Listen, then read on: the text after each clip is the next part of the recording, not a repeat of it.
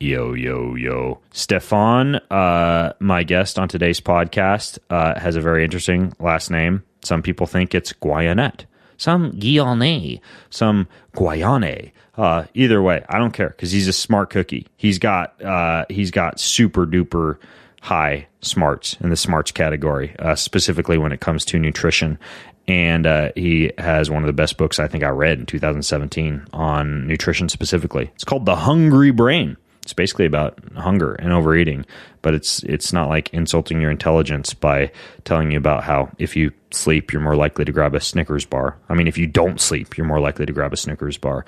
No, instead he delves deep into things like mice and rodent research. And, dude, you got to read the book. You got to listen to the interview and you got to read the book. My apologies if he's like super duper duper scientific. I'll try and keep him reeled in during this episode. But either way, you need to own the book, even if it takes you a year to read because it's so scientific. Read it. Why you get hungry and what to do about it. This podcast is brought to you by Oak. Oak allows you to meditate without having to listen to very annoying voices like I'm making right now. No, seriously, Oak meditation app. It was created by this dude, Kevin Rose, who's been on my show before. He decided he wanted to create a 100% free meditation app with no ads and no monthly fee. And you'd think that a 100% free meditation app with no ads would be pure crap. But it's actually like the best meditation app on my phone. There are others out there. I'm not going to tell you which ones because I don't want to badmouth other apps. But let's just say they don't work for me. This one does. I can choose from a male or a female instructor. All the background sounds are 100% recorded in nature with no synthetic or fake sounds for my rain or my stream or my favorite, cave water. I also have access to all these different breathing guided meditations like 4-7-8 breathing and box breathing, interval chimes, background music if I want it, the works. It'll even pair with self-quantification devices so I can track HRV, I can track heart rate, pre and post meditation, anything my crazy little brain wants to figure out about meditation. I can do it. So you can get this app absolutely free. Just go to bengreenfieldfitness.com/oak. That's bengreenfieldfitness.com/OAK. Hey, you might have heard that podcast on energy medicine and yoga and how it jives with Christianity that I recorded with a pastor from Moscow, Idaho named Toby Sumter.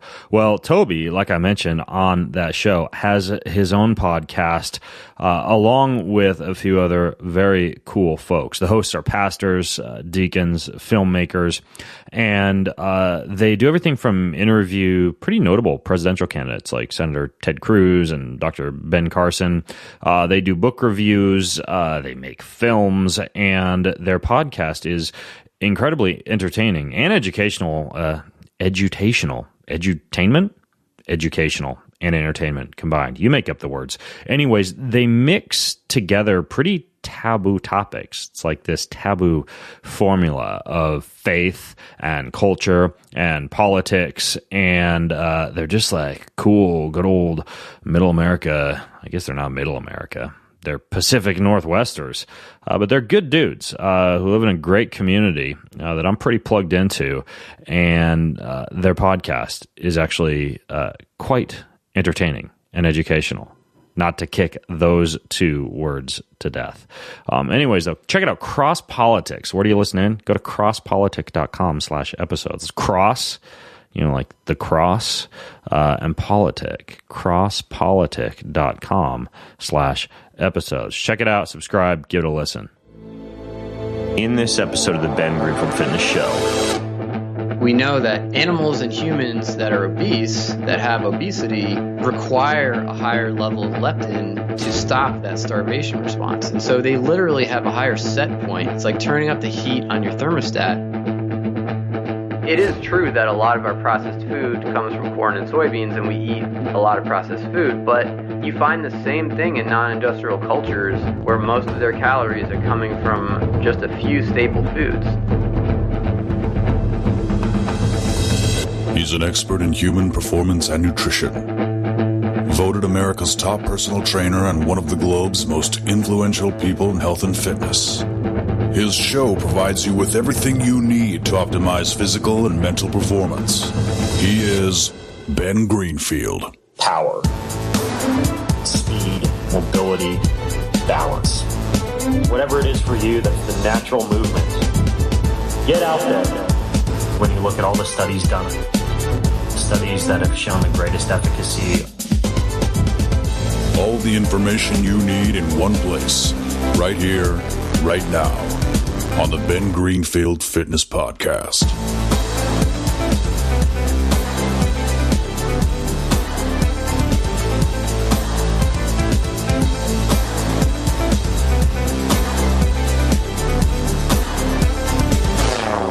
Hey folks, it's Ben Greenfield, and I gotta tell you, most of us try to eat well, we try to avoid weight gain, but a lot of times our actual behavior, our actual cravings don't live up to those lofty intentions. And a neuroscience obesity researcher and today's podcast guest, Stephan Guyenet, argues that we're actually betrayed by our own brains, by our own ancestry that drives us to crave and to overeat food. And he just wrote this fantastic book called The Hungry Brain, Outsmarting the Instincts That Make Us Overeat. Frankly, it is, and maybe it's just because I'm a complete nerd, one of the best scientific treatises of why we eat the way that we do, why we get hungry, and why certain things really spark our appetites, and why even when we're following a diet, we still find ourselves digging for chocolate ice cream or Ben & Jerry's Chunky Monkey at midnight. So we're going to delve into all that today, and it really is stuff that goes way above and beyond the current, I guess the current popular theories of obesity and appetite and overeating in this book. It really is pretty groundbreaking.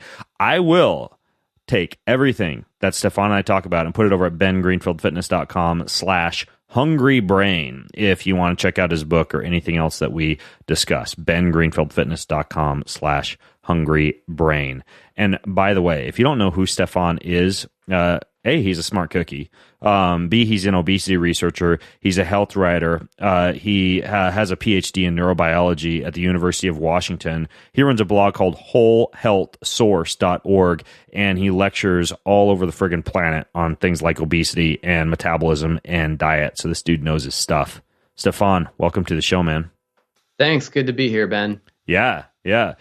This book, like when I sat down and read it, I had so many pages folded over. I wasn't really quite sure where to start. But I guess the main thing for me is, you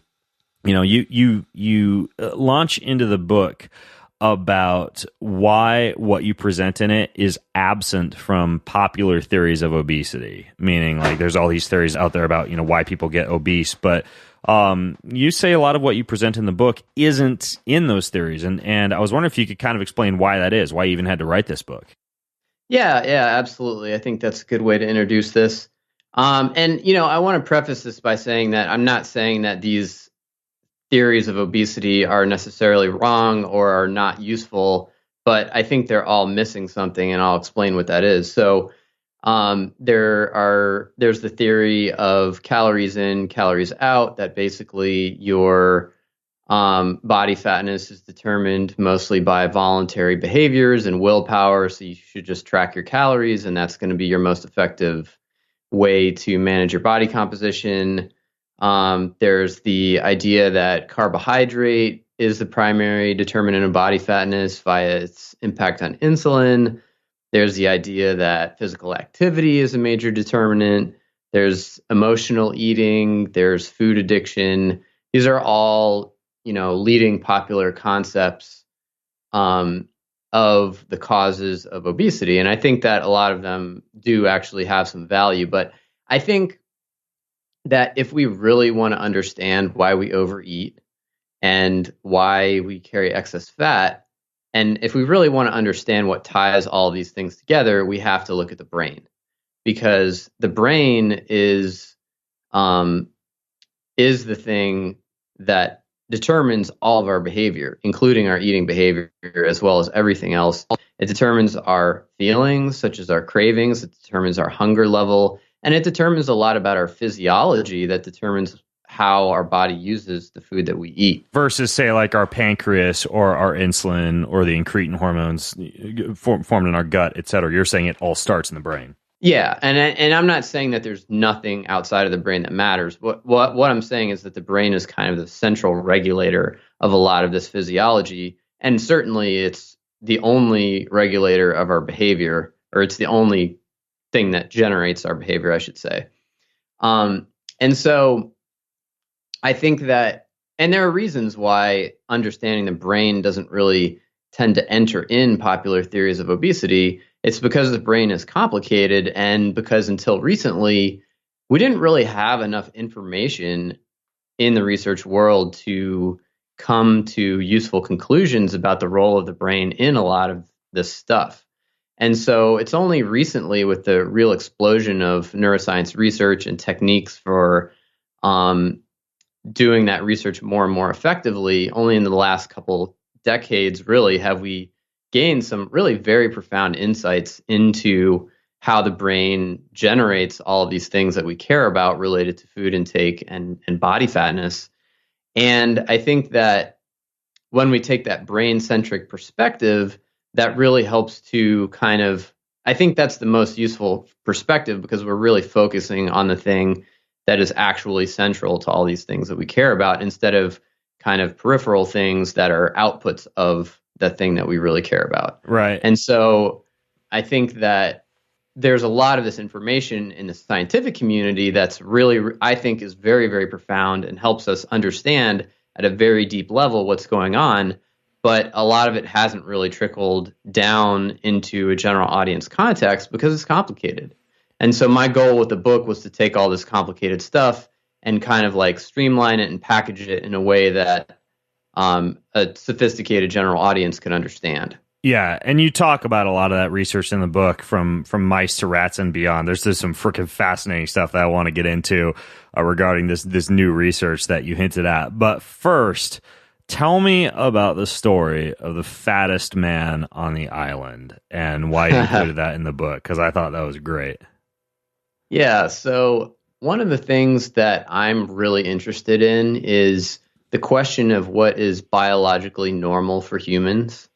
And because, we can look at statistics for the United States and we could say what's statistically normal for the modern United States, but that doesn't really tell us what's biologically normal. That doesn't really tell us what the human body evolved, how the human body evolved to function. And so I think that's a really important question to answer. And to answer that, you have to start looking at non-industrial cultures.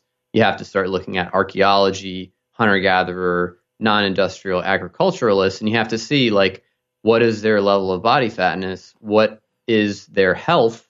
Are they getting diabetes? Are they getting cardiovascular disease? And how are they living? What is their diet? What is their lifestyle? And can we get any clues from that about the connection between diet and lifestyle and obesity and health outcomes? And so I start to kind of start to get at some of these questions. I use a story that I think is a pretty striking illustration of this principle, which is Stephan Guyenet, his research in the early 1990s, I believe. Stephan was a researcher at the University of Lund who was fascinated by evolutionary health. The University of Lund? Where is that? Sweden. Okay, gotcha. Yeah. And he was fascinated by this idea of evolutionary health, and he wanted to do research to see, how much credibility this idea had. So he went to this very isolated island in the Pacific. It's considered part of Melanesia, and the island is called Catawba. And it's one of the Trobriand islands, and people living there are scarcely touched by industrialization. At least they were at the time of his study. And they're horticulturalists, which means they grow primarily tubers and plantains and things like that.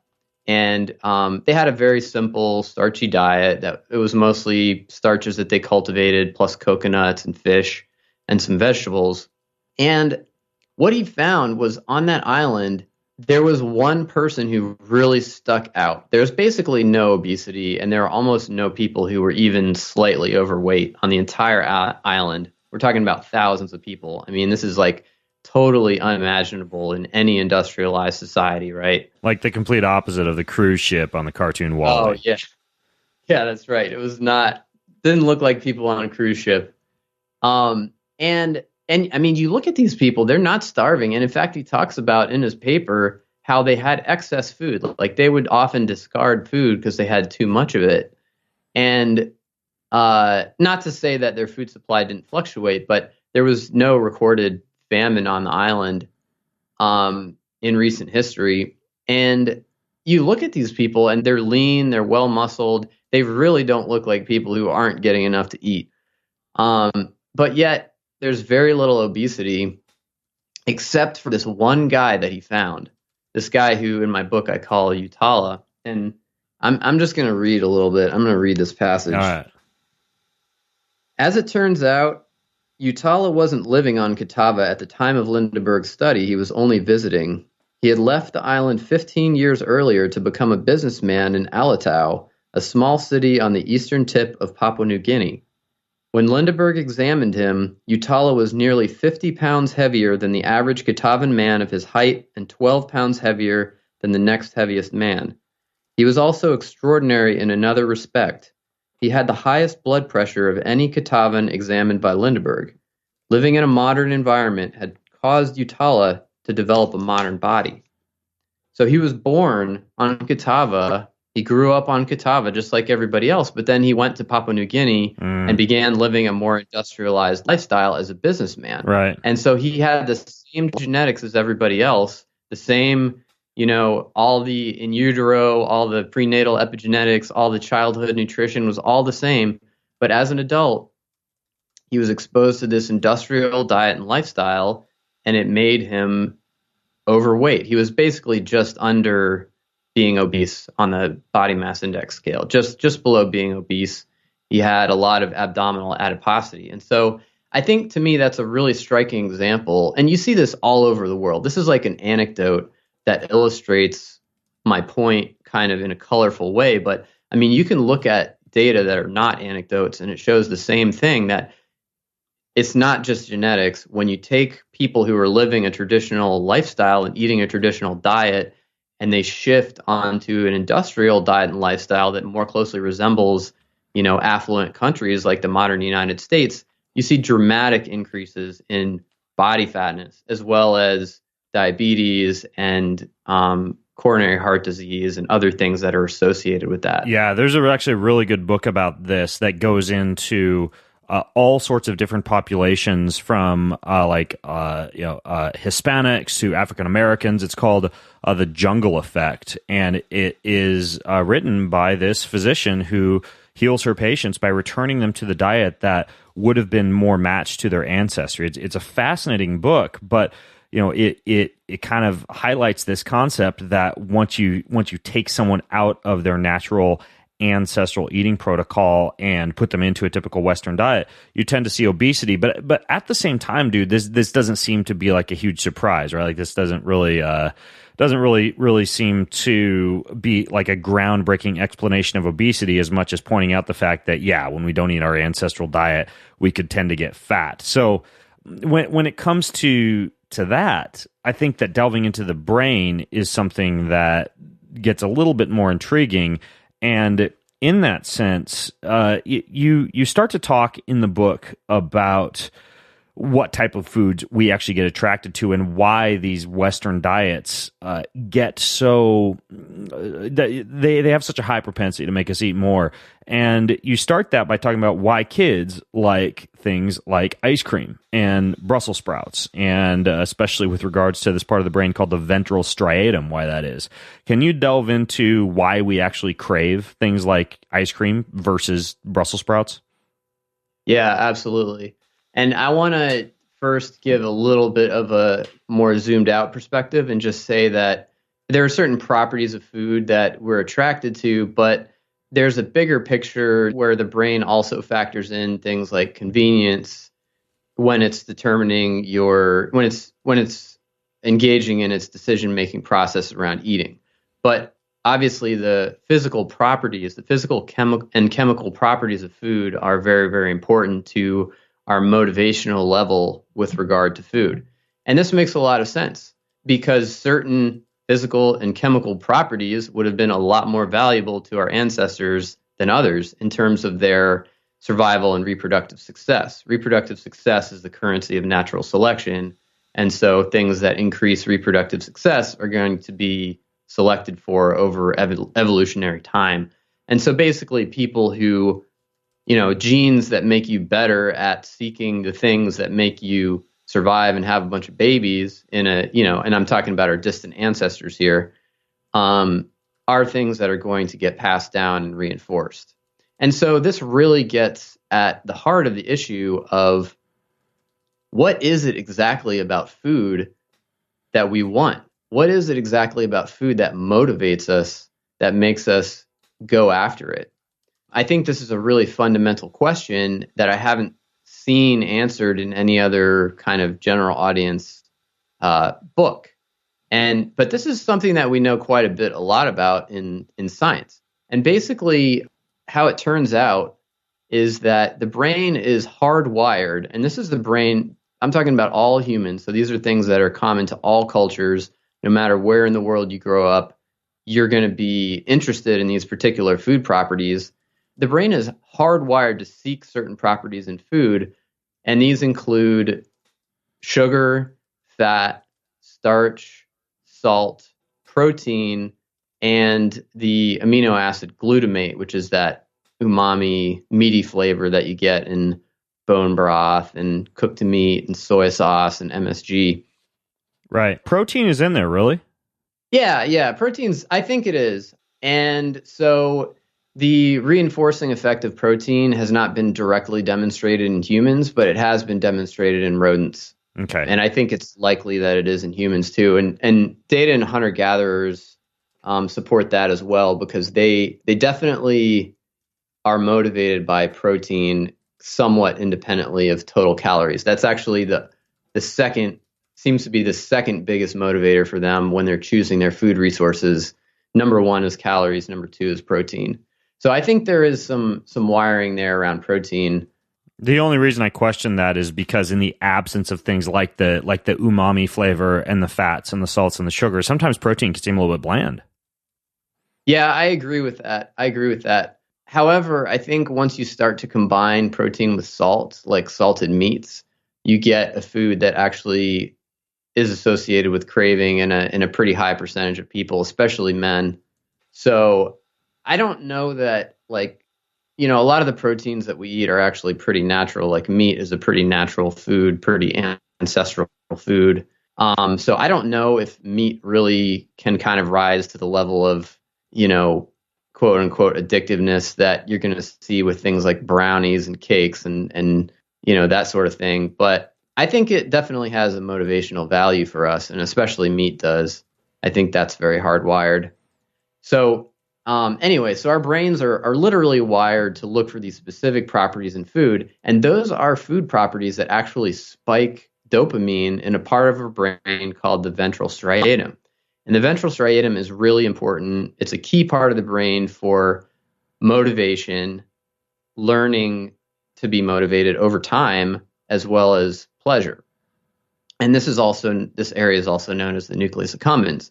And basically, when dopamine spikes in your nucleus accumbens, that makes you motivated to go after whatever it was that made the dopamine spike. And so if you eat a food and there's tons of fat and sugar in it, for example, your dopamine is going to start to spike, and that tells your brain, wow, this thing that you just ate is awesome. It's a really great source of fat and sugar. And so what your brain's going to do as a result of that dopamine is it's going to collect all the sensory information that was associated with that food you just ate. So it's going to say, let's say it was a brownie. It's going to remember the smell of the brownie. It's going to remember the appearance of the brownie. It's going to remember where you got that brownie. It's going to remember who you were with. It's going to remember the name of maybe the restaurant where you had it. And all those things are registered in your brain. And because of that dopamine, those things become motivational cues. Because of their association with that dopamine that was triggered by that sugar and fat, those things become motivational cues in the future. So the next time you smell that brownie smell coming out of the oven, it's going to start spiking your dopamine again, and you're going to feel a craving. You're going to feel an instinctive motivational drive to eat that food, which we call cravings. And then it's maybe difficult for you to stop yourself from eating it at that point. So basically, we learn to enjoy. So there are innate preferences. There are these basic food properties that we're hardwired to enjoy. And then there are learned food preferences about the flavors and aromas and textures of the foods that we repeatedly associate with those innately preferred preferences. And so everybody in the world loves fat and sugar, but not everybody loves the flavor and aroma of traditional, Szechuan cooking in China. And not every Chinese person is going to like the smell and taste of stinky French cheese. Those are things that we acquire over our lives by virtue of their association with those reinforcing properties. And so for a kid, if you think about, especially for children who haven't had a lot of time to form these preferences. So like, for example, some people as adults like kale. The reason we like kale is because we had it with fat and salt so many times that our brain has made that association. But if we never put fat and salt on it, we would never develop that preference, and it would just taste like bitter crap because the brain doesn't care about vitamins and minerals. Those are not motivational. Those are not hardwired motivational properties. You can't reinforce behavior by adding vitamins and minerals to food. You can't taste vitamins and minerals. The only exception is sodium chloride. That's the only essential micronutrient that we can actually taste, that we can actually perceive. And so basically, the reason kids like ice cream is that it has everything that the brain is hardwired to enjoy. It's very calorie dense. It has lots of fat. It has lots of sugar. It doesn't have any bitterness. Right. And that's what causes the dopamine release in the ventralstriatum. That's what actually makes a food addictive, is its ability to cause that ventralstriatum release. Yeah, absolutely. And when you have these properties that are combined, especially, the fat and the sugar together in a really concentrated form, you get a lot of dopamine release. And so it's pleasurable on the spot, but all that dopamine also reinforces your behavior so that in the future, it's going to be even harder for you to refuse that food. Your behavior is going to be getting pushed on a non-conscious or minimally conscious, impulsive, instinctive level, that craving. Your behavior is going to be getting pushed in the direction of that ice cream. But a kid has very little motivational drive for vegetables. I mean, kale, Brussels sprouts, broccoli, these things are notoriously unpopular with kids because they don't contain those innately preferred properties that the brain's looking for that drive dopamine, that drive pleasure and reinforcement and motivation and cravings. Right. So, I mean, one example that you use in the book is, for example, chocolate, because that has a ton of these things that cause that dopamine release in it, right? It's got calorie density and fat and carbs and sweetness. And then you even mentioned how it has like theobromine, which is a mild stimulant like caffeine. And it's why so many people get not coffee cravings, but rather chocolate cravings, because it is a perfect example of one of these foods that causes the dopamine release. And one of the things that you talk about as well is the idea of sensory specific satiety, meaning that this is also related to how many different, the way I understand it, I think the way you explain it is how many different sensory properties a food has. And you actually tie that into how we can do a better job not overeating at the buffet. Can you get into the little trick for the buffet and what kind of science that's based on? Yeah, absolutely. So slight clarification, it's the number of sensory properties that a meal has rather than a specific food. And so, okay, got it. Yeah, so basically the way sensory satiety works, and this relates to a very basic property of the nervous system called habituation. So essentially, when you're first exposed to some stimulus, like let's say you're driving to work and you see a new billboard that they just put up last night. You see it for the first time. might catch your eye. Maybe it's kind of interesting. Maybe it's got, a good looking member of the opposite sex on it, and it catches your eye. Or a bar of chocolate. Or a bar of chocolate. And it catches your eye. But I mean, the next time you see it, if you were shown that 25 times in a row, you're going to pay less and less attention to it. That billboard is conveying less and less information value to you each time you see it. And so that's a property called habituation, where when you're repeatedly exposed to the same stimulus, you're going to respond to it less and less. And this is something that you see all the way down to jellyfish, which are very, very distant cousins of ours. You can poke a jellyfish and it'll react. And then if you keep poking it in the same way over and over again, each time you poke it, it will react less and less and less. It basically gets habituated to that stimulus. And this is a very fundamental property of the nervous system that's very useful that we see all the way up to humans. And so the way that works when we sit down to a meal is that we actually become habituated or satiated by certain specific food properties, certain sensory properties. And so, for example, if you're sitting down at the table and eating something with a salty, proteiny flavor profile, you can eat until you're completely full on that steak, but that doesn't mean you're going to be full and not want to eat a potato. And eating that potato doesn't mean you're going to be full and not want to eat a piece of dessert afterwards, something that's sweet. So this is why we overeat at buffets, basically, because buffets have an almost unlimited amount of sensory variety. So you can eat your full on one item, but if there's 10 different items on your plate that you have to eat your fill of, you're going to end up eating a lot more total calories. And this has been demonstrated in randomized controlled trials a number of times. Basically, the greater the number of unique foods, unique in terms of their sensory properties, that we have at a meal, the more total calories we're going to eat. And we don't even feel more full.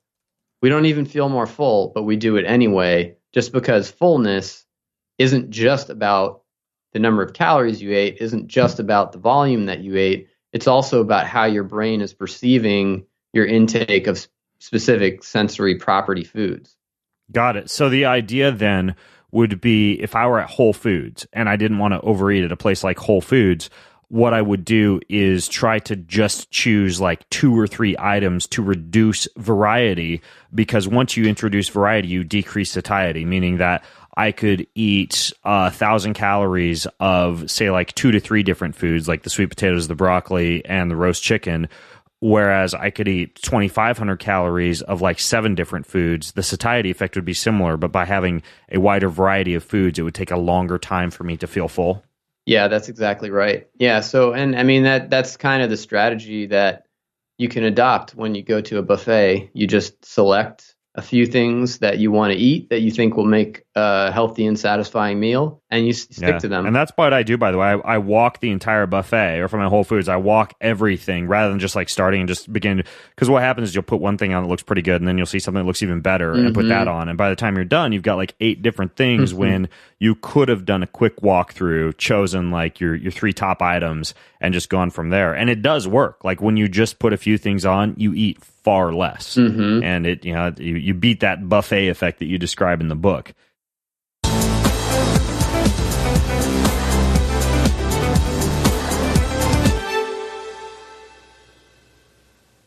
Hey, I have a secret to tell you. I take this supplement every single night before dinner. I kind of feel lost, kind of like I don't have my cell phone on me if I travel and I don't have this supplement. No, seriously, I've been taking this supplement for 3 years. When I do my fasted blood glucose levels, they're in the like 70s and 80s. My hemoglobin A1C, which is a 3-month snapshot of my blood sugar levels, super low. My blood sugar is it's stellar. My blood sugar is awesome. I might have some faults about my personality and my body, but my blood sugar is not one of those. I attribute a great deal of that to the fact that I do just as the people of Okinawa do, and I use what's called bitter melon extract before every meal, derived from wild bitter melon. I also have extremely low liver enzymes. Just saying, just bragging about my liver and my blood sugar. all day long.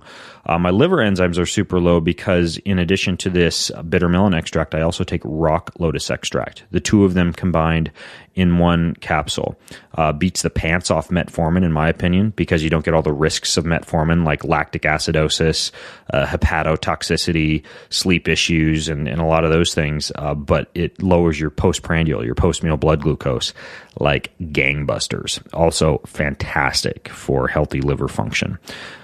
Because I may or may not have a glass of wine most nights. So it's called Kion Lean, Kion, Lean. And you can get it over at getkion.com, just like it sounds. Kion is Kion, getkion.com. Kion is my company. And what I do at Kion is I create amazing formulas, amazing supplements, if I don't say so myself.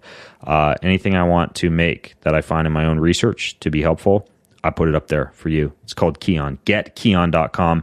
And what I just described to you, it's the supplement called Lean, one of the few things I take every day. Pop 2 of them every night before dinner or anytime else I'm putting sugar into my bloodstream. So check it out, Kion Lean.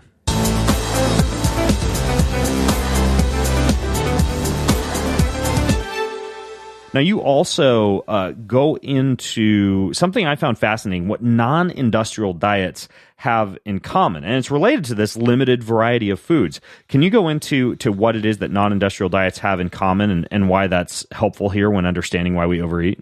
Yeah, absolutely. So there are 3 properties of non-industrial diets that I highlight in the book that I think are important differences between non-industrial and industrial diets that are very relevant to food intake behavior and especially calorie intake. And the first one is that non-industrial cultures tend to have a limited variety of foods. And this actually, I think, comes as a surprise to a lot of people because it's kind of counter to the prevailing narrative that everything we eat is made out of, corn and soy. And if you look at hunter-gatherers, they ate, 100 to 200 different types of food around the year.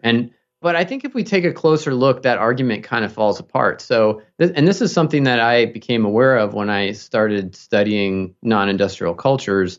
And I'll use as an example the Kung San of the Kalahari Desert.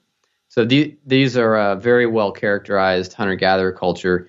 I'm actually not sure that they're really hunter-gatherers anymore, but at the time they were characterized, they recognized 105 plants as edible. And so they would eat a high proportion of those in a typical year. So that's a lot of different types of food. But only 14 of those actually formed the bulk of their food intake. And of those, actually half of their year-round calorie intake came from one food, the mongongo fruit and mongongo nut. It's a fruit with a nut inside. And so actually their diet really, and especially on a daily basis, on any particular day, they weren't eating a great variety of foods. They would just have a few different things. There would be meat, maybe there would be some mongongo nuts, maybe there would be some fruit, but they weren't eating 100 different things every day. In each meal, there were only a couple different things. It's whatever you could find. You weren't going to go out. It's inefficient to go out looking for a million different things. And they would share, so there was some variety, but they weren't eating 100 things every day or even every week. They were eating mostly just a few things. And this is what you see in almost every non-industrial culture. Basically, they narrow in on the most efficient way to feed themselves, which tends to be one or a few key food resources, and then they focus on those. So like if you look at Polynesian islanders, they ate a lot of taro, they ate a lot of yams, they ate breadfruit, they ate coconuts, and then that was the bulk of most of their diet. And then if you look at, agricultural populations, usually most of their diet comes from one or two grains like corn or sorghum or rice, or in some other areas, maybe there was cassava or potatoes. And then they would supplement that with things like beans and meat and seafood and game. But the most of their diet was coming from one or two foods.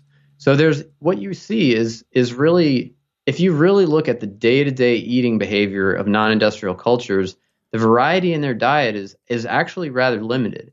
And then the second point I'll make is that if you think that our diet today is limited in terms of its variety, I encourage you to walk through the produce section of a grocery store and count the number of different species you can find in the produce section that's available year-round in a grocery store.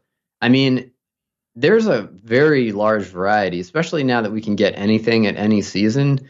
There's a very large variety of different foods, and that's just the produce. I mean, it is true that a lot of our processed food comes from corn and soybeans, and we eat a lot of processed food, but you find the same thing in non-industrial cultures where most of their calories are coming from just a few staple foods. So I think that actually, especially if you're considering the sensory variety, because I mean, even from the basis of corn and soybeans, our industrial food system has been able to produce an incredible variety of sensory experiences.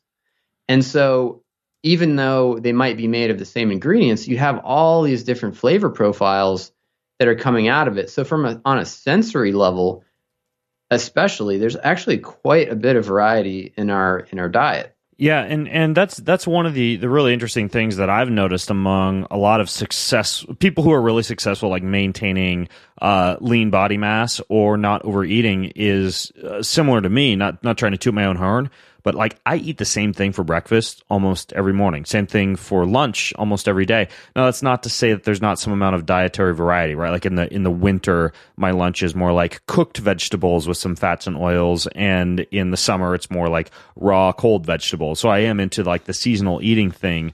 But it's one of those deals where I just limit the variety, and when I do that, when I don't have 12 different things that I'm piling onto a plate, I'm able to eat far less. And it looks like, you know, when you look at a lot of these non-industrial diets that you describe, they indeed not only have that limited amount of variety, but it looks like, based on what you say, they're not adding a lot of refined starch and sugar and salt and concentrated fat to the meals, so they're not making them extremely palatable. And then they use few cooking methods. That was the other thing that you went into, was, you know, they're using like 2 or 3 different cooking methods rather than, you know, thinking they have to outfit their kitchen with freaking like a sous vide and a steel cooking pan and a blender and a dehydrator and a gas stove and, you know, all these different cooking methods. And so takeaway message for me was that, hey, if you're having difficulty overeating, have simplicity. Don't buy every kitchen tool on the face of the planet. Buy a limited variety of foods. Don't have a ton of like salt and spices on hand, and simply eat in almost like a little bit of a bland way. And, you know, based on the research from what you're saying, you know, and this Ventralstriatum, that could be a very, very good way to keep yourself from overeating, correct? Yeah, I think so. And I mean, I think simplicity is really the key. Like, our ancestors ate in a very simple way. They prepared food in a simple way, and they didn't have a lot of ways to embellish it. And I think that is an important but often overlooked aspect of ancestral eating. And I wanted to expand a little bit on this thing that you brought up. So basically these 3 properties, you said the other 2, which is that they have a limited ability to concentrate the reinforcing properties of food, so those things that the brain is innately in tune with. And third, that they use fewer cooking methods. I think this limited ability to concentrate the reinforcing properties of food is really important.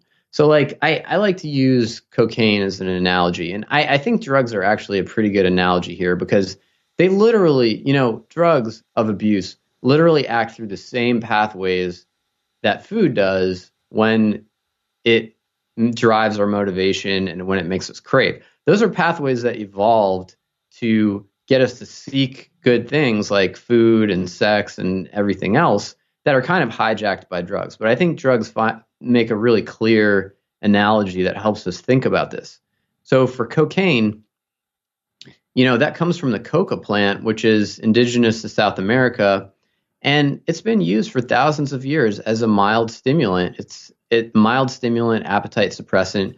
People just chew these whole leaves. They just chew the leaves, and that provides them with this kind of like caffeine-like stimulant, which is very low doses of cocaine is what it is.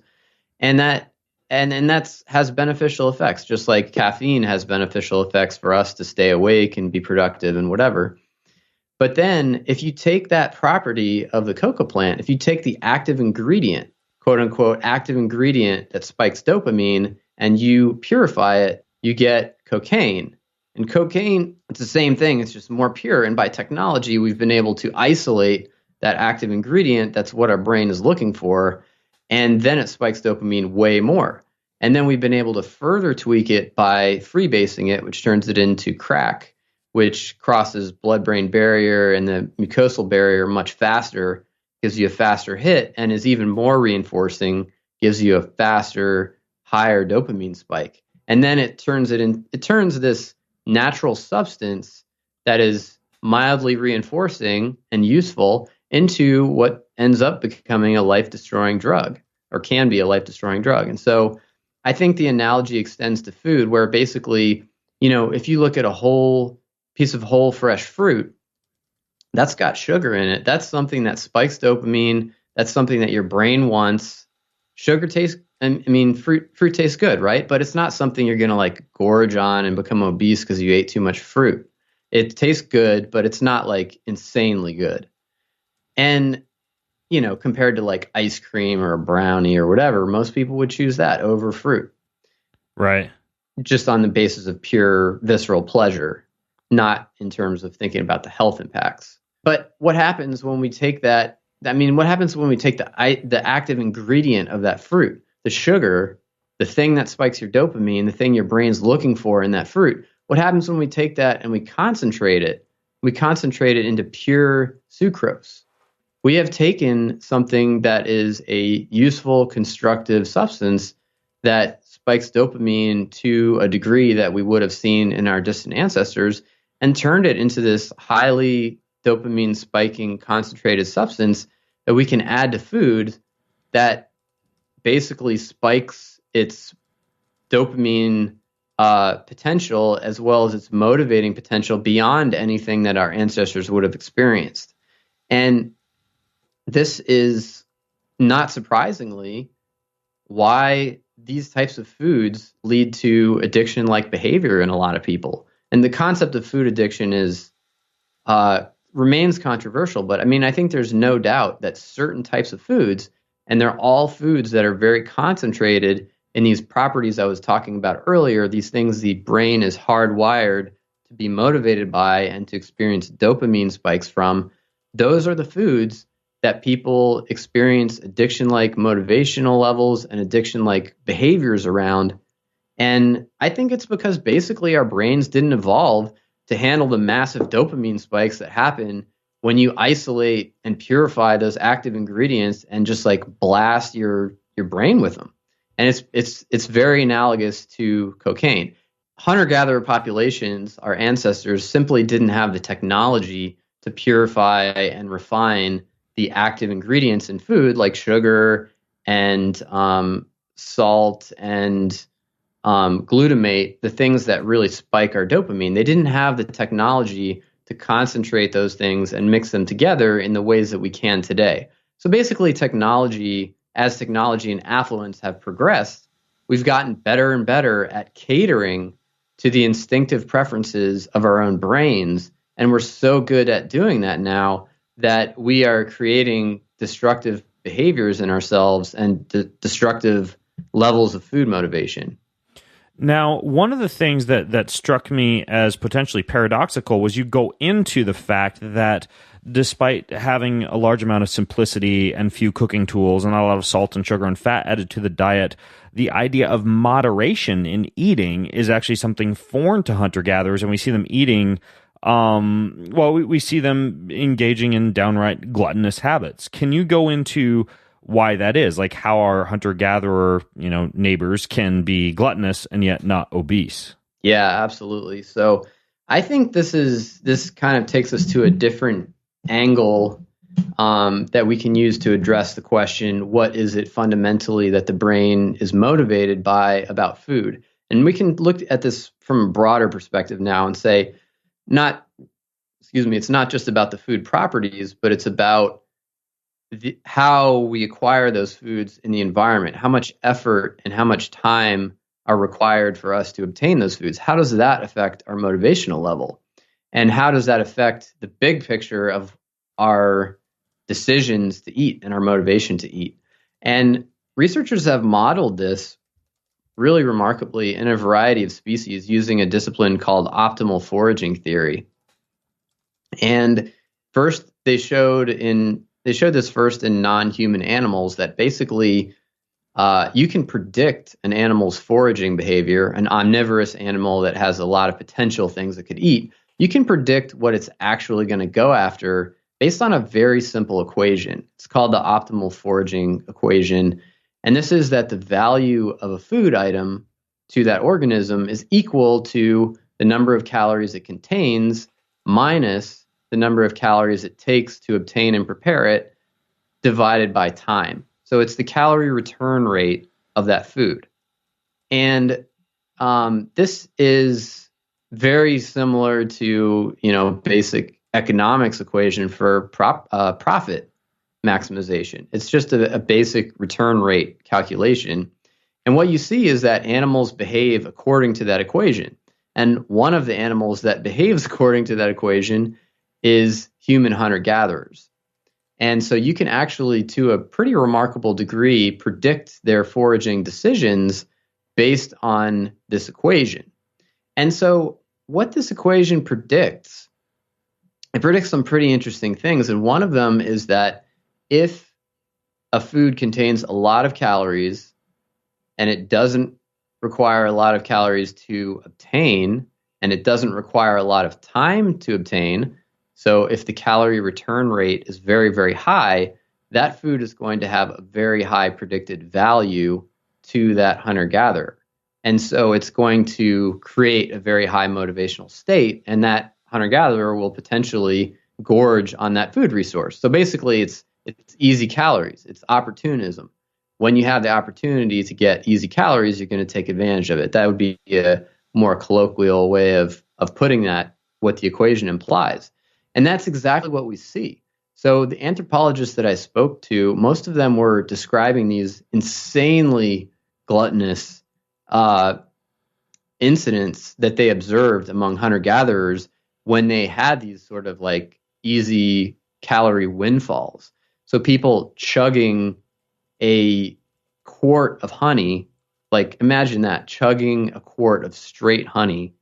Yeah, seriously, that's like almost gag reflex. I mean, there's a bunch of honey up in our pantry right now, but what you're saying is that they would like give up a hunt for an animal to like wander off to the side of the path and just like eat copious amounts of honey without ever looking at like the calorie label or worrying about like, let's say, fructose knocking them out of ketosis or something like that. No, absolutely not. And it didn't matter what it was, whether it was fatty meat, whether it was honey, whether it was fruit.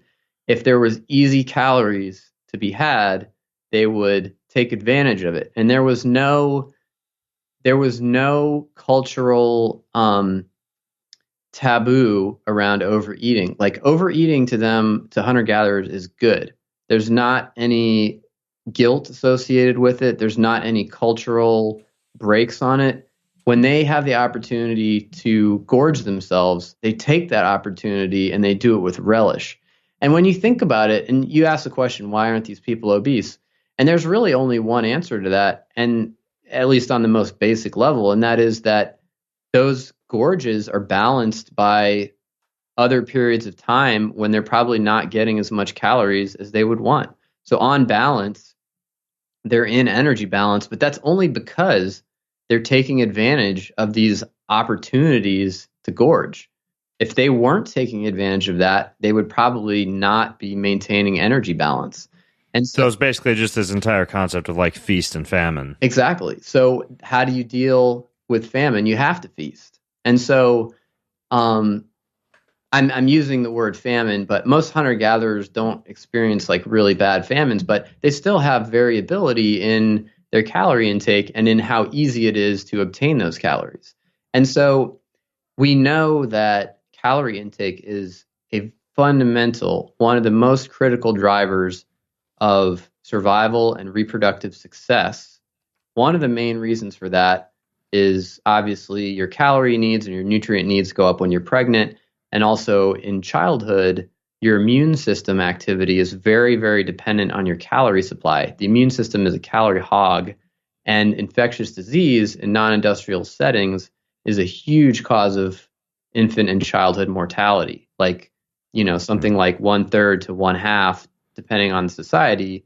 If they don't have modern medicine, you're going to lose 1/3 of your kids to disease. And the number of calories they're getting has a huge influence on whether they're going to survive or not. And so basically taking advantage of these opportunities to gorge is good for them. It's not bad for them like it is for us. It's good for them. It increases their ability to survive. It increases their ability to bear children and have those children survive. And so basically they are presumably wired in some sense to take advantage of these opportunities when they present themselves. And I think this is a wiring that goes pretty deep. I mean, I think that we see the exact same thing today. Like what's a scenario? Imagine a scenario today that would be like maxing out the optimal value or the optimal foraging equation. It would be like free pizza or free food, in general. Like, how fast does free pizza disappear? It's gone. Like, people will stuff themselves with it, even if they're not that hungry, because it's like this amazing opportunity to get tons of calories at no cost. That's one of the issues that you get into in the book, is it is so easy to fall into this habit, or I guess this ancestral mechanism that our hunter-gatherers would follow, even though we're not actually starved, but we're still responding in a way that we would if we did have periods of famine, like winding up at a buffet or being in a situation where we're just presented with a bunch of free food, which happens to me. Like, occasionally I'll speak at an event and I'll walk into my hotel room and there'll just be plates and plates of food, and they'll say, oh, we're going to cover all incidental, so order anything you want off the hotel menu. And all of a sudden I'm presented with that scenario where my ancestry wants to kick in and say, all right, there's like the honey pot, right? Dive in. Mm-hmm. But you have this concept that you present in the book called, I believe you call it episodic future thinking, to reduce the intake of like tempting and calorie dense foods when they are presented to us in that type of scenario. Can you go into what exactly that is and how that works? Like how we can actually use that in a practical way? Yeah, absolutely. So this is some research that I came across via Leonard Epstein, who's one of the researchers. He's a professor at University at Buffalo. He's one of the researchers who contributed quite a bit to the book. Really fascinating guy and fascinating work. So one of the topics I talk about in the book is how our decision-making process frequently pits our present selves against our future selves. And this is something called it relates to a property called time preference. So generally, we tend to shortchange our future self in favor of our present self. And I'll give you an example. If you are going to eat a donut, let's say, I don't think anybody thinks donuts are healthy. The reason we eat donuts is because we are going after that pleasure value of eating the donut. That is a benefit that you experience right now, whereas the costs of eating that donut, such as the financial expenditure and the future effects on your health and your waistline, those are all things that your future self incurs.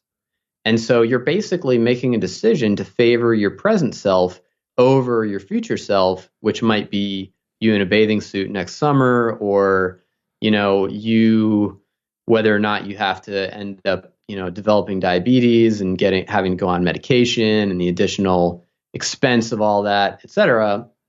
Those are all costs to your future selves. And basically, most of us have a time preference for our present selves. Actually, all of us do, pretty much, to varying degrees. And what you see is that people who have a very strong time preference for their current selves over their future selves, they tend to weigh more, they tend to have more credit card debt, they tend to be in poorer health. Basically, anything you want to look at that has to do with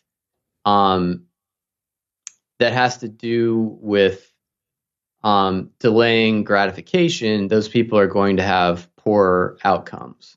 And this makes a lot of sense because actually hunter-gatherers lived in a very uncertain world. You didn't even know if you were going to be alive in 5 years.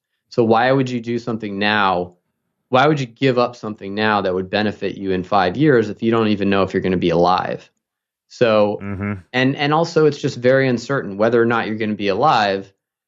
You can't really control your life that well. Like you can't make deals. You know, today you can put money away in your retirement account and you can have reasonable amount of confidence that that money's going to be there in 30 years. I mean, that's crazy. Like hunter-gatherer can't make a deal with somebody and expect that person to pay them back in 30 years. Like that, there's just not that level of stability in their lives. And so, so basically it makes sense to have a time preference because the future is uncertain. But the problem is that that's been so wired into our brains, that time preference, that today we shortchange ourselves in a world where it makes sense to have less of a time preference. Today we have long lives. We live in a relatively stable society. There's a lot of accountability. It makes sense to care a lot about your future self, but we don't because we're not really hardwired to do that. And so one way to increase our ability to value our future selves, to increase our kind of like intuitive ability to make decisions that favor our future selves is this technique you talked about called episodic future thinking. And it's a really, really, really simple technique. It's a fancy phrase that just means thinking about the future before you make a decision. So if you're about to make eating decisions, let's say you're at a buffet or you're in a coffee shop and there's pastries behind the counter that are tempting. If you think about something that's going to happen to you in the future, so think about something positive, like what you're going to do on your birthday, your upcoming birthday, or some positive event that you're thinking about in the future, that you're planning about in the future, it kind of revs up those parts of your brain that are that weight the future intuitively, and it increases your likelihood of intuitively making decisions that value your future self, that don't shortchange your future self. And so it's been shown to work in an eating context. So with I think the studies may have been done in women with obesity as well as children. When they use this episodic future thinking, it helps them make better food choices and it helps them eat healthier foods and eat less food in general. Yeah, and the other interesting thing that I use that's somewhat similar is, it might not be somewhat similar, but it's kind of this objective way to look at things, is I imagine that I'm in a movie and that people are watching me in the movie, rooting for me as the protagonist in the movie to make the right decision, right? So if I'm standing in front of the refrigerator at 10 p.m. and I really want to eat a bunch of food, but I know I'm not hungry, I know I've had enough calories, I think, okay, let's say I'm watching a movie, I'm sitting in the theater and I see me on the screen standing in front of the refrigerator. I'm going to be rooting for me to go get a good night of sleep and not stuff face, so that I can stay lean for my competition and place high in a race, or so that I can have the body I want, or so that I can avoid the inflammatory effects of high blood sugar while I'm asleep. And once I think about that, it seems simple and stupid, but for me, it actually works. Imagining that I'm actually an actor in a movie and that my role is to, behave, so to speak, from a, like a calorie intake or a cheating standpoint. But this idea of imagining the future is another one that it appears, based on research, actually is pretty compelling. Now, there are a few other things that you get into in the book that I found really fascinating. First of all, it appears that when you're talking about the Ventralstriatum and the release of dopamine from a lot of these highly palatable foods that we get exposed to, there's also another area of the brain that is the actual satiety center that causes us to feel full. And that they've actually identified this somehow in rats. Can you talk about like the lesioned rats in the book and what this satiety center and the satiety factor is? Yeah, absolutely. And I'll start off by saying that I think the term satiety in this context is a little bit of a misnomer, but I use it in the book because that is what it was called historically. And basically what they found, so there was this, the first hint of this, there was this German professor named Bernard Mohr, who in 1839 published a case study on this woman who had spontaneously developed massive obesity among other symptoms. And she was taken into a hospital, and I mean, she was just like, she was so fat that it was really striking in the case report that he was, went on and on about how remarkable it was, the quantity of fat that this woman had on her body. And he did an autopsy of her after she died, and he looked at her brain, and he found that she had a tumor in a part of her brain called the hypothalamus. And that was really the first evidence that we know of that the hypothalamus plays a key role in regulating body fatness. And at this point in 2017, we have a massive amount of evidence supporting this. But that was really the first thing. And then that research continued through lesion studies, where people would go in and they would destroy certain parts of the brain in different research animals. And they could kind of cross-check this with human patients who naturally spontaneously develop tumors and other forms of damage in parts of the brain. And they found very similar effects. But basically, there was a part of the brain called the ventromedial nucleus, which is in the hypothalamus, that when you lesion it, animals would become enormously fat. So they would begin overeating tremendously and become enormously fat. And because destroying that makes animals overeat and makes them fat, they called the ventromedial nucleus, they called it the satiety center. So basically, get rid of it, you get fat. So they were saying, well, maybe the normal function of this is to suppress or constrain body fatness and appetite. And basically, there were a number of other models of obesity that emerged after that. So some of them were other lesion sites. Some of them were genetic models of obesity that emerged spontaneously. And basically, people started to figure out that this satiety center in the VMN and nearby areas was responding to a circulating factor.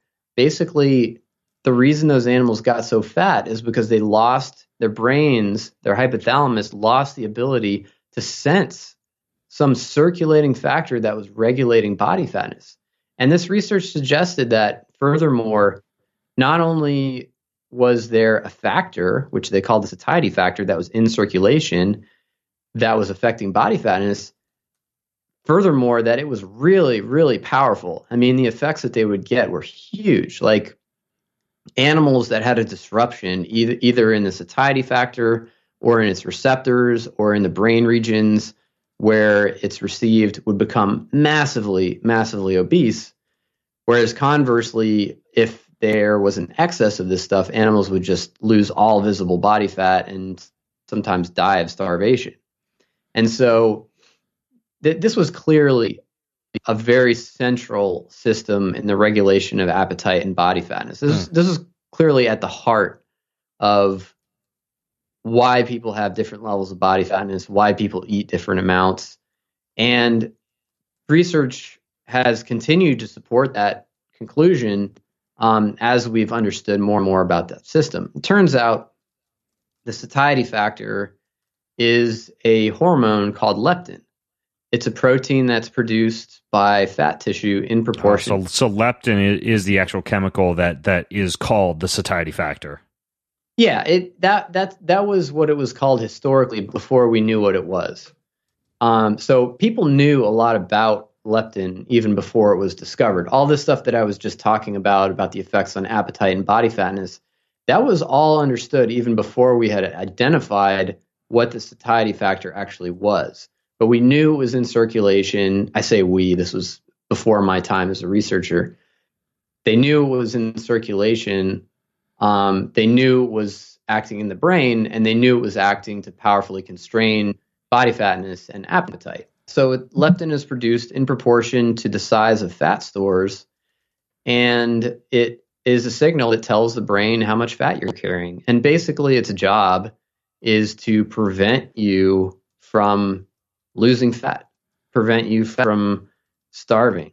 And so if your body fat level starts to drop from your so-called set point, or the level of body fatness that your brain kind of quote unquote wants to maintain, it will initiate a starvation program.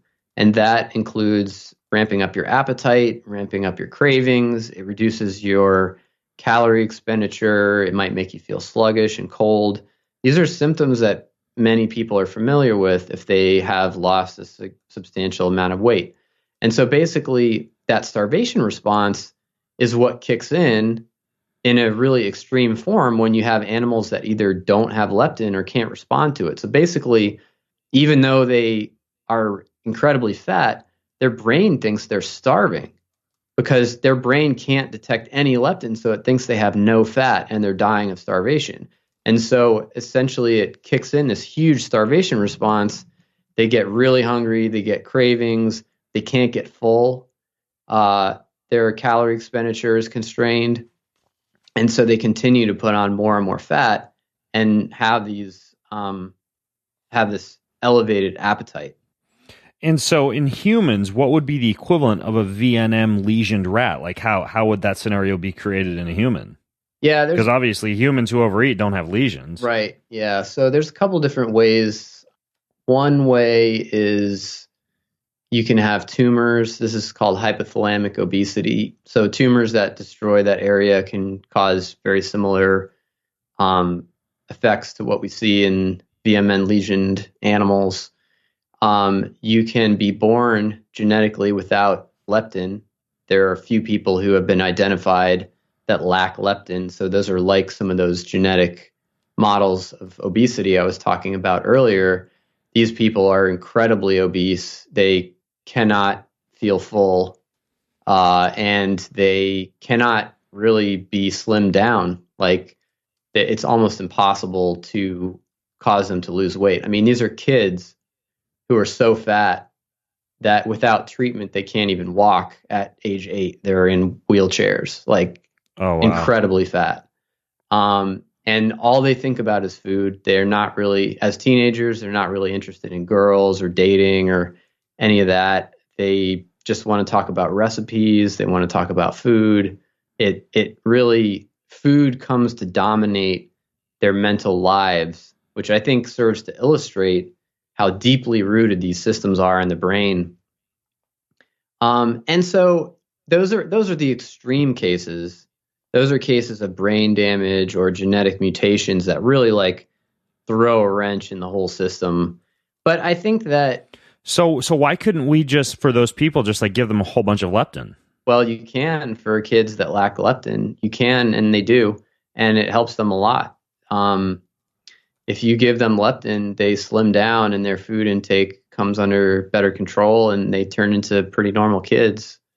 But the problem is that in people with common obesity, people with typical obesity, there's no leptin deficiency. People with typical obesity aren't lacking leptin. Their system, everything's there. Their hypothalamus is there. Their VMN is there. There's not any like massive damage. They are secreting leptin from their fat tissue. The amount of it in circulation is proportional to their body fatness, just like it's supposed to be.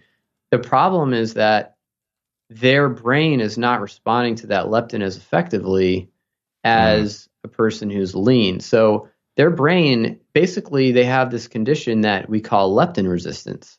So their brain just can't hear the leptin very well. So it takes more leptin and more body fatness for the brain to feel like it's not starving, and for the brain to takes more leptin for the brain to restrain that starvation response that it would kick in if it thought you were starving. And so basically, your comfortable level of body fatness, the level that you settle at if you're not really doing anything special to try to change it, is going to be higher when your brain can't hear that leptin very effectively. And we know that animals and humans that are obese, that have obesity, require a higher level of leptin to stop that starvation response. And so they literally have a higher set point. It's like turning up your thermostat. It's like turning up the heat on your thermostat. Your thermostat will defend that higher temperature set point. Yeah, and is that why the people who were in The Biggest Loser regained all their weight? Because they actually, their bodies wanted to be at that original weight that they were at? Yeah, I think that's a great example. And I talk about this a little bit in the book. And there's been some research on this too. But I think it's a great example because it's a really extreme example that really illustrates it clearly. So if you look at people on The Biggest Loser, they're losing like 100 pounds, sometimes more. That's a lot of fat. And it takes, as anyone who has seen the show can attest to, it takes a tremendous amount of effort on their part to get there. But if you follow them up after the show, what you find is that almost all of them regain a substantial portion of that fat. Most of them regain most of it, if not all of it. And this is not just, one or two people. This is almost all of them are regaining most of this fat. And so, if you look over a period of 1 or 2 years, and if you see the interviews with these people, it's like, if you read the interviews, it's like they're just devastated. I mean, they feel very frustrated. They feel like they are failures. They feel like they were continuing to try. It's not like they just said, oh, the show's over, I'm going to start eating tons of pizza. Like, they wanted to maintain that lower weight. They made efforts to maintain that lower weight, and those efforts were not effective. And I think, and I'm not saying they weren't effective at all, but they were insufficient to prevent substantial fat regain.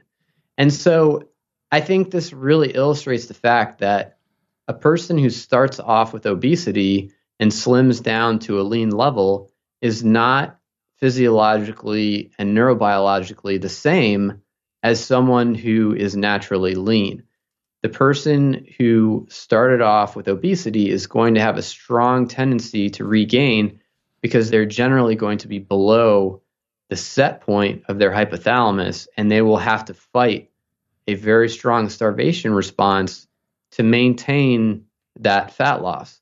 And now, in a case like that, would something like sensitizing one to leptin be one appropriate strategy to help to maintain the weight that you've lost? I mean, there's guys like Jack Kruse out there, for example, that has a protocol called the leptin reset protocol, which is like a lot of protein with breakfast and not skipping breakfast, avoiding snacking, doing things like cold thermogenesis, using LG, prioritizing sleep, messing around with like light and water and circadian rhythms. He has a whole protocol kind of spelled out for that type of thing. But would keeping one as sensitized as possible to leptin be an appropriate strategy for a scenario like that to avoid, returning to that set point that your body wants to be at after you've lost weight? Yeah, absolutely. I mean, I think that leptin sensitivity, that's really the key thing that we're going after, but it's also the thing that it's very hard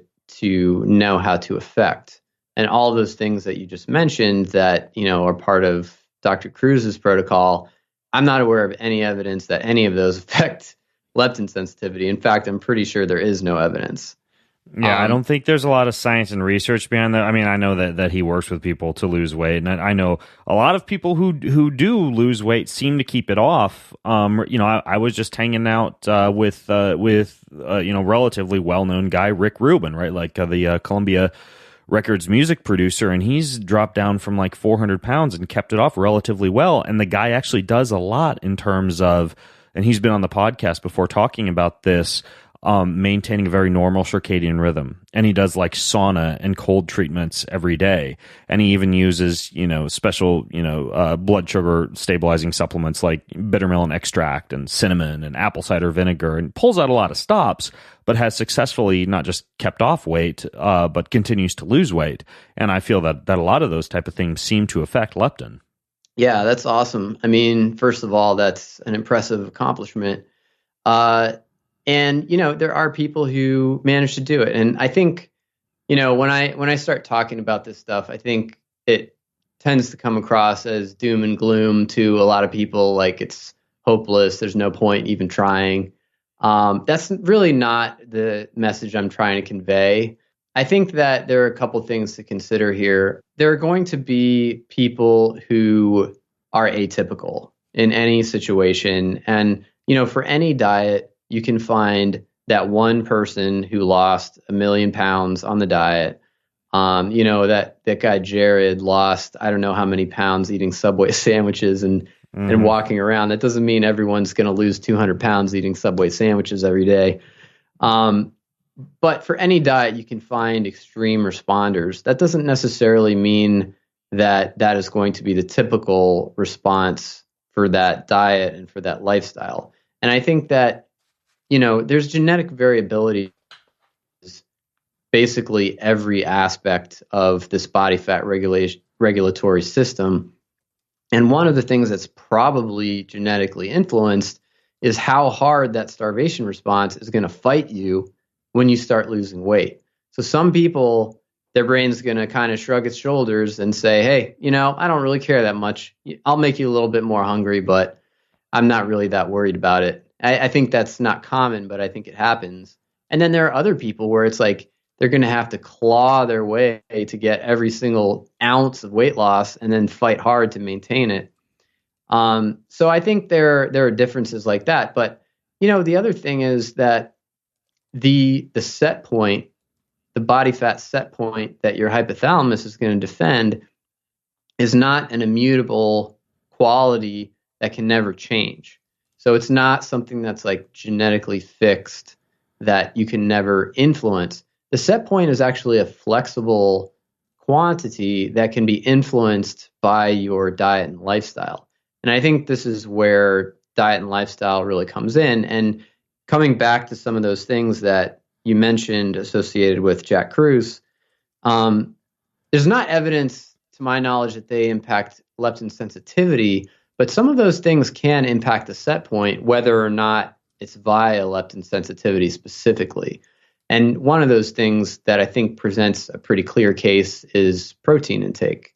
Higher protein diets have been shown to suppress appetite and increase metabolic rate, and particularly in people who are trying to lose weight and maintain a loss. And so basically what you see is that all of these hallmarks of the starvation response, such as increased hunger, increased cravings, reduced calorie expenditure, those things are all kind of blunted when you eat a high protein diet, which I think gives, it's not direct evidence, but I think it's pretty compelling indirect evidence that higher protein diets are affecting the set point. And another thing I talk about in the book is kind of the palatability and calorie density of the diet. There's a lot of evidence in animal models and some evidence in humans that diet palatability can have a large impact on the set point. So basically, when we eat food that tastes really, really good, when we eat food that tastes really, really good, your brain is going to start actively defending a higher level of body fatness. And if we eat simpler natural foods, your brain is going to actively start defending a lower level of body fatness. And I think that's why we see a lot of people who, when they improve their diet quality, they will spontaneously lose weight. And it's not a struggle. It's not like I'm counting calories and forcing myself to eat less. Like, they start eating a diet of whole natural foods. They're still eating to satiety. They're not feeling like they're struggling or depriving themselves, yet that fat is coming off naturally and comfortably. And I think that's a situation you see a lot, especially in people who switch to a more unrefined ancestral type diet. And as you know, I think a lot of people who have switched to the paleo diet have experienced this very thing that I'm talking about. And I think so. I think there are a few different factors that go into that, such as the protein and the palatability and perhaps some other things.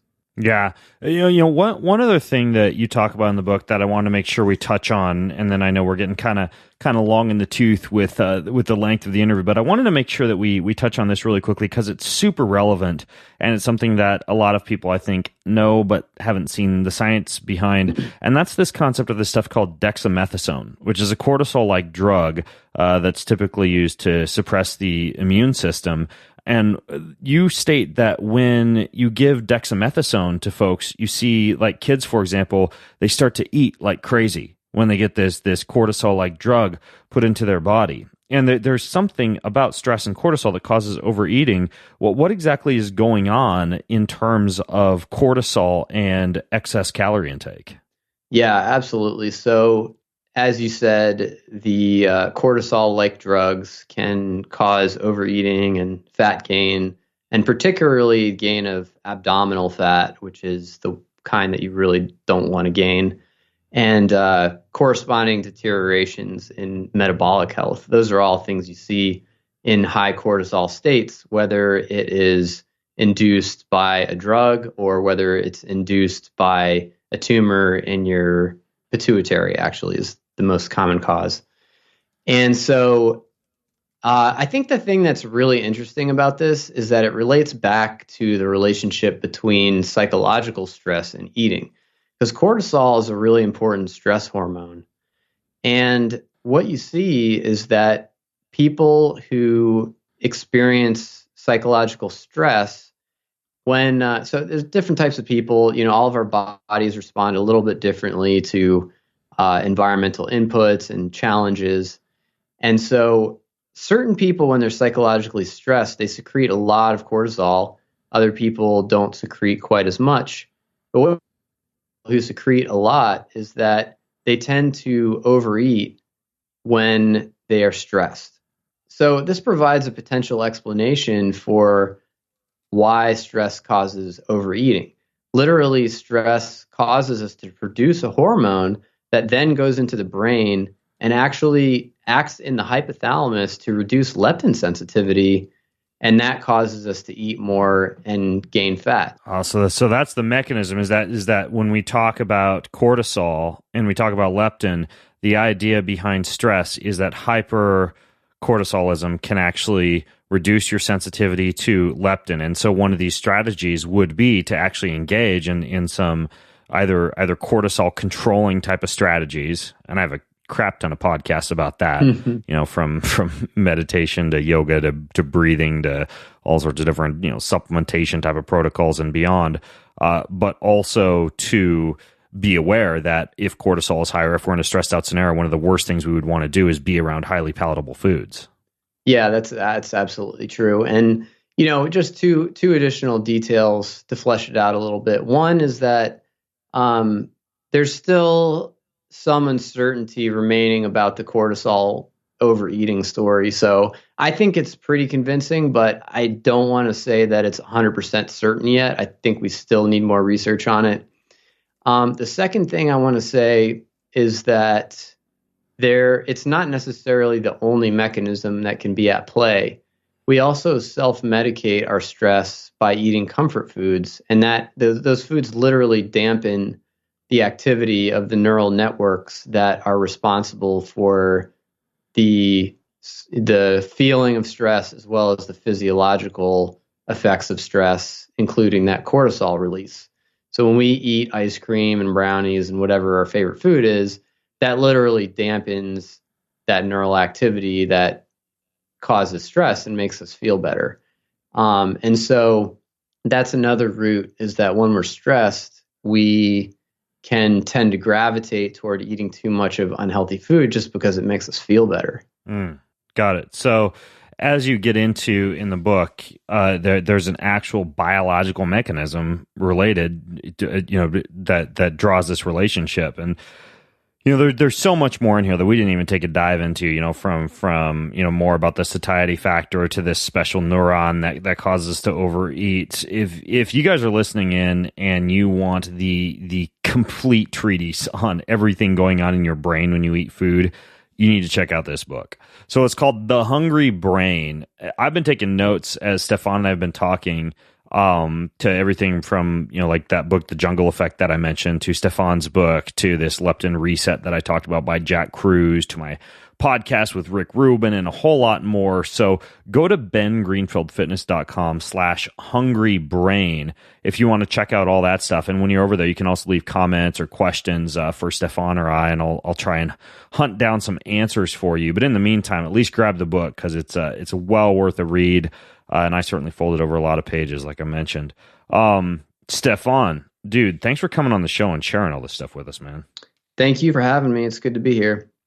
All right. Well, cool, folks. I know that was a deep dive. Hopefully there's not too much smoke coming out your ears. But again, check out the book. There's tons of practical solutions in there as well. So until next time, I'm Ben Greenfield, along with Stephan Guyenet, the author of The Hungry Brain, Outsmarting the Instincts That Make Us Overeat. Signing out from bengreenfieldfitness.com. Have a healthy week. You've been listening to the Ben Greenfield Fitness Podcast. Go to bengreenfieldfitness.com for even more cutting-edge fitness and performance advice.